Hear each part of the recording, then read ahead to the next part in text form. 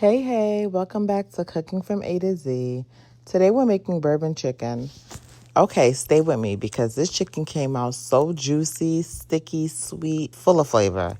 And we're making the sauce from scratch. Don't you hate when you take meat out the freezer, wait for it to thaw, and then realize you took out the wrong one? I thought I grabbed boneless chicken thighs, but apparently I did not, so I had to debone it real quick. But anyway, once I finished fighting for my life with that chicken, I got everything cleaned up and ready to season. And for this, I'm using my all-purpose seasoning and mustard.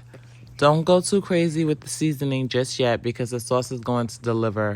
Once everything was seasoned, I let that sit for about 2 hours. Next, I got my grill pan nice and hot. Then the chicken went straight into the pan. Now, I'm not trying to completely cook this chicken until it's dry. I mainly wanted to get a nice color on the outside and start building that flavor. I let the chicken cook and get some nice browning on both sides. And because we're using chicken thighs, we have a little more forgiveness here.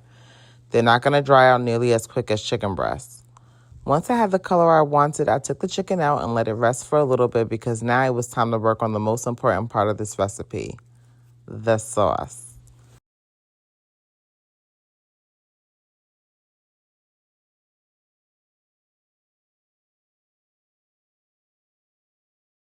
For the sauce, I started with ginger.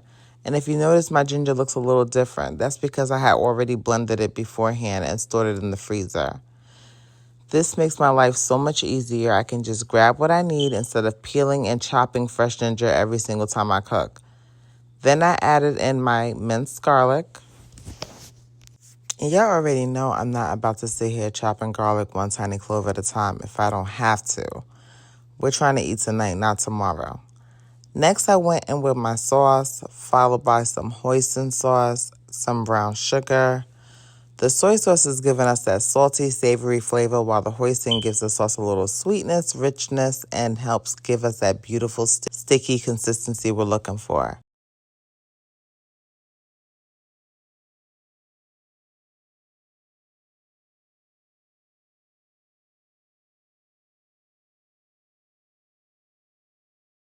Then I added a little bit of pineapple juice, and this is where the sauce starts coming together.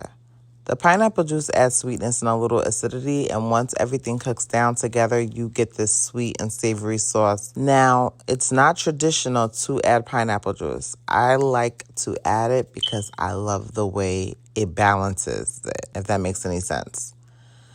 I mixed everything together and let the sauce cook down for a little bit, and while the sauce was doing this thing, I went back to my chicken. Once it had cooled down enough for me to handle it, I started chopping it up into bite-sized pieces. You can definitely cut your chicken before you cook it if you want to, but I wanted to get that nice sear on the thighs first and then cut them up.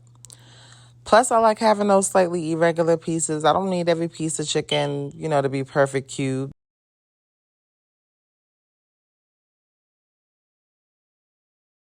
By the time I finished chopping the chicken, the sauce had reduced and thickened up nicely. And this is the part where you want to keep an eye on it because once a sauce like this starts reducing, it can go from perfect to why is something burning real quick. So once I got the consistency I wanted, I added all that chopped chicken right back into the pan. And look at that. This is exactly what we're waiting for.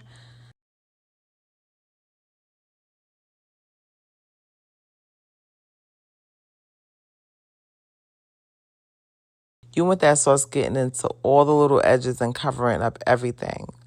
Then I let the chicken finish cooking in the sauce so it could really soak up all that flavor. As it cooks, the sauce gets thicker, darker, and stickier. This is why I didn't go crazy with the seasoning in the beginning. After all that drama with pulling out that wrong chicken, I guess deboning those thighs myself was worth it. And that's one thing about cooking. Everything is not always going to go exactly according to plan. You just have to keep going and make it work. And this definitely worked. I served my bourbon chicken with fried rice because if we're doing it, we might as well do it right. If you made it all the way to the end, thank you so much for watching. If you enjoyed this video, make sure you like, comment, and subscribe to Cooking from A to Z because we have plenty more food coming. See y'all in the next